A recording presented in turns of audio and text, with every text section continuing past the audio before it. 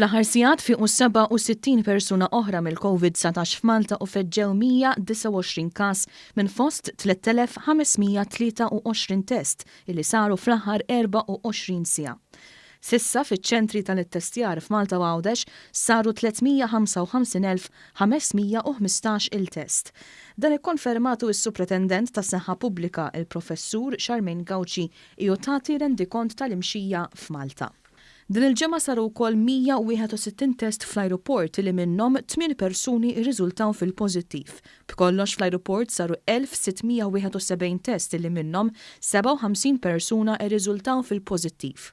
Brabta mal-ivvjaġġar għall-btajjel, il-Professur Gauci ħeġġed biex dak li jkun, apparti li jsegwi l-mezzi ta' mitigazzjoni f'kull post, jagħmel ukoll riċerka tas-sitwazzjoni tal-pajjiż fejn ikun se jsiefer u jżomm monitoraġġ anke tiegħu. Twieġeb id-domandi tal-ġurnalisti, il-Professur Gauci ċarat ukoll il-klassifika attwali ta' Malta fejn jidħlu l-imwiet ta' persuni li jkunu pożittivi bil-COVID-19 meta mqabbel ma' pajjiżi Ewropej oħra. Infatti, jekk inħarsu lejn dak li jgħidu l-14th day cumulative number of cases per 100,000 population, Malta bħalissa għandna 316. Jekk inħarsu lejn ir-ranking qiegħda it-20th l-20 mir-ranking tal-pajjiżi oħrajn.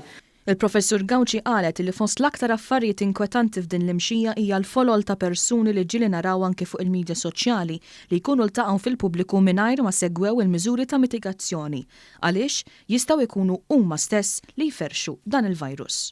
Importanti li aħna nibqgħu nsegwu dawn il-mezzi ta' mitigazzjoni u li dawn iridu jibqgħu hemm u ma naqtawx qalbna li forsi naħsbu li mhumiex jaħdmu għaliex il-każijiet baqgħu l-istess jew inkella każijiet baqgħu jiżdiedu għaliex ikun hemm previsti li setgħu kieku m'għamilniex dawn kollu kien ikollna aktar żieda.